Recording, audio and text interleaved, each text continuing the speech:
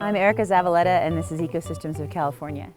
I'm standing at the southern end of the White Mountains at a little over 10,000 feet or 3,100 meters. And I'm standing also at the northern edge of the Mojave Desert.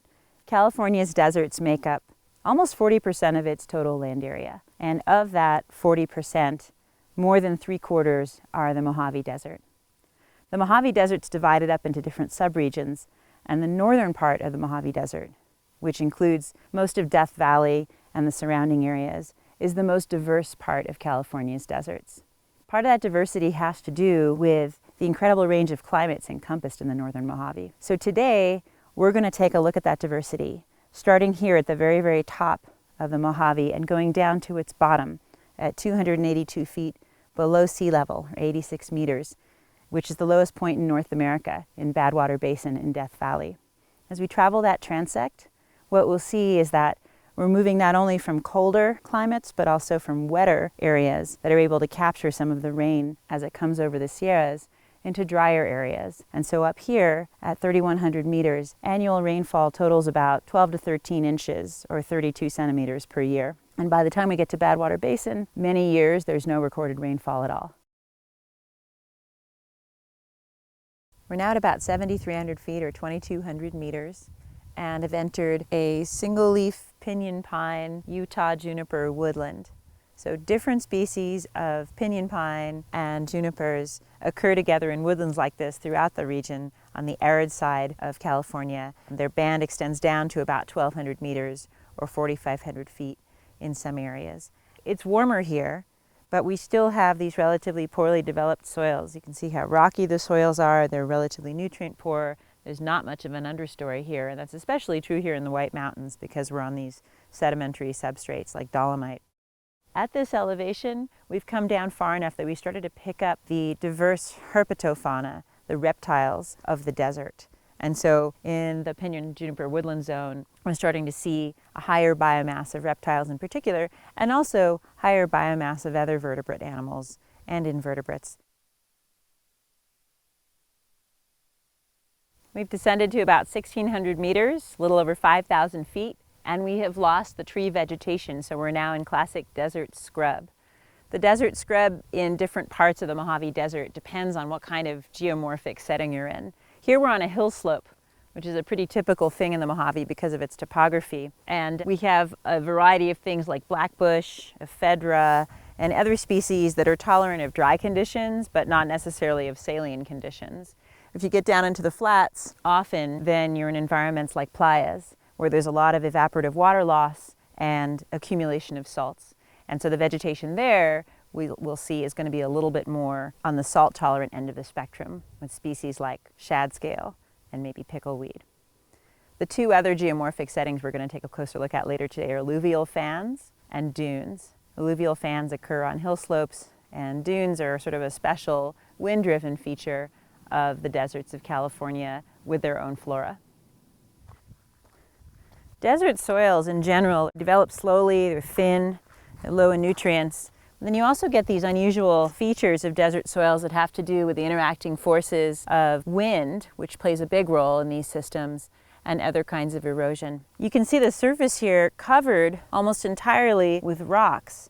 This is called desert pavement, and it can develop to such a strong degree that you don't get plants anymore because nothing's able to penetrate the nearly solid surface of stones pushed together side by side. Desert pavement is formed by a combination of erosion of silt and other soil particles that are overlying subsurface rocks, and also by the wind deposition of silt that over time can lift up rocks to the surface. A lot of wind-transported particles in the desert are really fine, and so another feature of some desert soils that you can get, especially in older soils, is over time a deposition of a fine layer of silt over the top of the existing soil.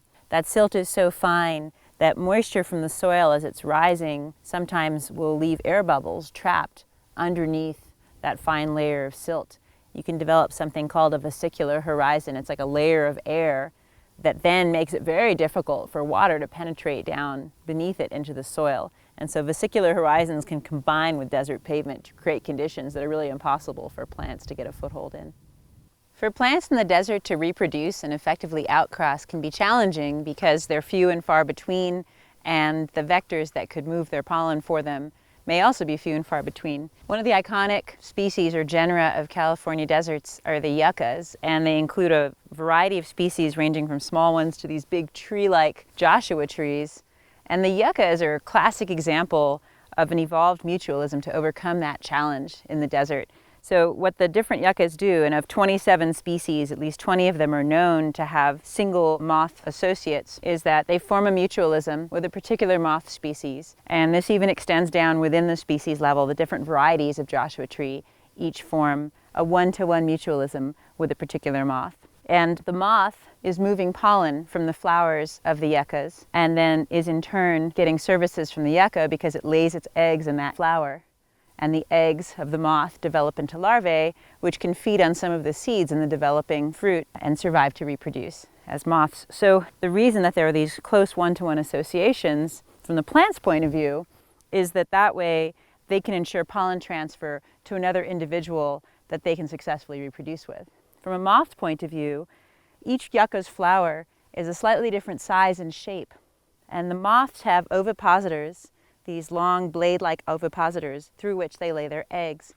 So if you match the right moth to the right yucca, then the ovipositor will put the eggs at just the right distance from the developing seeds. Water cycling in deserts is really episodic. Long periods of drought will be punctuated by rain events that, because there's so little vegetation, cause big runoff and flash floods. I'm walking next to a normally dry watercourse that right now has a little bit of water in it because it rained just a little bit. Water is so important to animals in the desert. When it does happen, a rain event can trigger a flood of germination by plants and also laying out by things like desert toads. You can see here that a lot of mammals and birds are taking advantage of the presence of this ephemeral water. Another place you can see at a large scale the flashiness of desert hydrology is in the alluvial fans that come out of mountain ranges throughout California's desert. So behind me there's a valley in the mountains, and out of that valley is a broad fan of dark green vegetation. So that alluvial fan is covered with creosote because when extreme events happen and water comes flowing out of that valley, it carries with it rock and soil and silt particles, depositing them with the large pieces at the top, the larger pieces coming out first and settling, and then as you get further down, progressively finer material. So that layer of alluvium, this fresh soil that's available for colonization, it can be more soil than in these rocky, more desert pavement areas in the lowlands and on hill slopes. And it can also, because it has those coarser pieces in it, it can allow water in future events to infiltrate the ground faster. So you get this inverse texture effect in deserts sometimes, where it's the coarser soils with the rocks mixed in that actually can have water infiltrate during a rain event and more effectively reach the rooting zone of plants. And in the finer material, which in a more wet system we might think of as the better soil, water may not actually infiltrate very far before it evaporates again.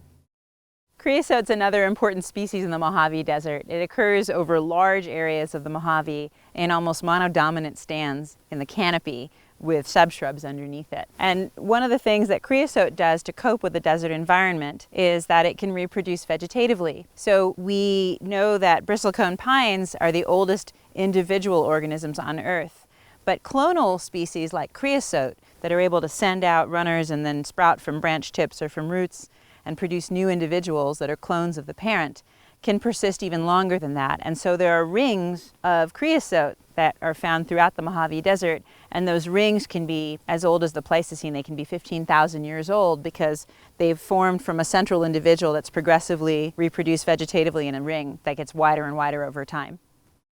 During the Pleistocene, the Mojave Desert was a much, much wetter place than it is now. And it contained many pluvial lakes, or lakes that formed during that period of wetter and cooler conditions. Many of those old pluvial lake beds are now playas, like the one you can see behind me over here. There are both wet and dry playas. Wet and dry playas can both be intermittently wet, but the difference between them has to do with the depth of the groundwater table beneath them. And the shallower that groundwater, actually the saltier they typically are, because constant evaporation of water will keep bringing up salts that accumulate at the surface. So the playa is sand, it's very salty, and it can be unstable, and that's why you don't see many plants growing on it. We're here at the north end of Death Valley, 600 or 700 meters in elevation. And even though in some years there's no measurable precipitation at all in Death Valley, it's actually raining a little bit right now. It's very unusual. So it looks like I'm surrounded by snow, but this is salt on a playa in the bottom of Death Valley, and it's 104 degrees out. It's really, really unusual to have it be this cloudy and wet in August, but because it's raining, there is a little bit of water collecting in this playa. This is a classic playa vegetation with just salt-tolerant pickleweed and very little vegetation as you go out into the middle of it where the salt is accumulated more thickly. Features created by the wind are called aeolian features, and deserts are full of them. The most obvious ones are sand dunes. So we're at Mesquite Flat Dunes in Death Valley. And sand dunes are caused by wind deposition of fine material that's usually carried from an upwind source like a playa or an old pluvial lake bed. And then there has to be some reason for the wind to let its sand go as it reaches a particular place. Often that's because turbulence created when wind blowing down two different valleys intersects allows the winds to slow down and drop out their sand silt that they're carrying. Because sand dunes store moisture, they're actually able to support a host of plant species. And so around me you can see mesquite, which is just one species that you find on dunes here in the Mojave Desert. Mesquite's very deeply rooted. And here in Death Valley, it's also an important historical source of food for the Shoshone people. So mesquite are a long-lived woody perennial. It's deeply rooted, but there are other dune specialists, like there are dune primrose species with each dune system in the Mojave. And so the Yucca dunes, the Creosote dunes, and these dunes, among others, have their own primrose species. We've reached Badwater Basin, the lowest point in the Western Hemisphere and one of the driest as well. We're 282 feet or 83 meters below sea level, and rainfall here averages a little under 5 centimeters a year. Of course, it's raining today, which is pretty unusual. And the reason that this is the lowest point in North America on dry land has partly to do with the climate. Most places in the world are too wet for a point this low not to fill with water. But here, rainfall is so low that even though we're that far below sea level, this remains dry land. The way that Badwater Basin was formed has to do with its place in relation to larger tectonic forces. We're in part of the Basin and Range province, and here the crust is stretching. So as the crust stretches, it's broken along fault lines, and then some of those blocks that are formed are being uplifted. So the blocks have tilted, and so this is the Pinyon Range on the west side of the valley. This is the mountains here on the east, but then what happened to create the basin is that this block in the middle slipped like this, and that dropped this point down as low as it is today. And we're only 160 kilometers, or about 100 miles, from the highest point in the continental U.S., Mount Whitney, to our west. And that's part of the same series of blocks that have been uplifted with their edges high up above the valleys below. So on the other side of the Pinyon Range, and on the other side of the Owens Valley beyond that are the Sierras, the highest of these block edge escarpments. This is also one of the hottest places in the world. The highest temperature recorded here was 134 degrees Fahrenheit. It was measured in 1913, quite a while ago. And the person who was here at the time measuring it described birds dropping out of the sky from the heat just as they flew. Right now it's only about 104 degrees out, unusually cool for an August afternoon because of the cloud cover and the rain.